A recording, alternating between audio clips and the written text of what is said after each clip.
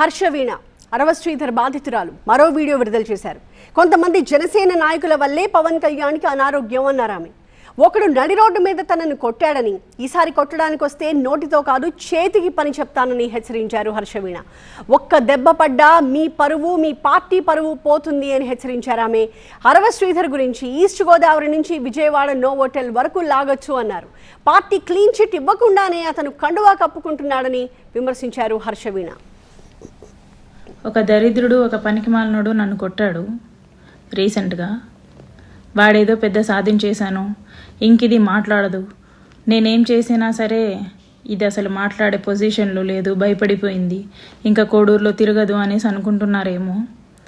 ఈసారి కొట్టడానికి రండి, నేను నా నోట్తో కాదు చేతికే పని చెప్తాను ఖచ్చితంగా. పరువు పోతుందని అవసరంగా ఒక్క దెబ్బ పడినా సరే మీ మీద మీ పరువు పోతుంది, మీ పార్టీ పరువు పోతుంది. అలాంటి పరిస్థితులు తెచ్చుకోవద్దండి. లాస్ట్ టైం నీ ఏజ్కి గౌరవం ఇచ్చో, లేకపోతే నేను షాక్లో ఉండేవు, నేను నిన్ను కొట్టలేదేమో. కాకపోతే ఈసారి నా నోటికి కాదు నా చేతికే పని చెప్పడం జరుగుతుంది.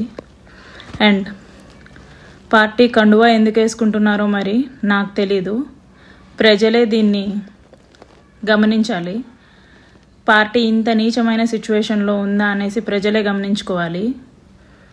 పార్టీ కండువా ఎందుకు వేసుకున్నావు అని అడగడం పోయి ప్రజలందరూ సపోర్ట్ చేస్తున్నారు అంటే పీకే కల్ట్ ఫ్యాన్స్ అనుకుంటా. కాకపోతే మీ ఇంట్లో కూడా ఆడవాళ్ళు ఉంటారు, మీ ఇంట్లో కూడా అమ్మ, అక్క, చెల్లి, పెళ్ళాం, కూతురు ఉంటారు. అండ్ అరవ శ్రీధర్, నీ గురించి లాగాలంటే ఈస్ట్ గోదావరి, ఏలేశ్వరం నుంచి విజయవాడ నోవోటెల్ దాకా లాగొచ్చు. అండ్ నీ పక్కనుండేవాడు నన్ను కొట్టిన వాడి గురించి సంయుక్తంగా తెలియజేయగలను. ఇంకొకటి, నువ్వు కండువా వేసుకున్నంత మాత్రాన ఏదో సాధించినట్టు కాదు, లిటరలీ పవన్ కళ్యాణ్ గారిని అవమానించినట్టు, పార్టీని ధిక్కరించినట్టు.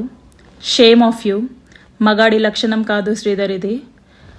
వీణాకి చొప్పుతో కొట్టినట్టు సమాధానం చెప్పి శ్రీధర్ వైపు తప్పే లేదని నిరూపించుకొని, ఒక మగాడిలా నిరూపించుకొని అప్పుడు కండువా వేసుకుంటే నీకంటూ ఒక గౌరవం ఉండేది.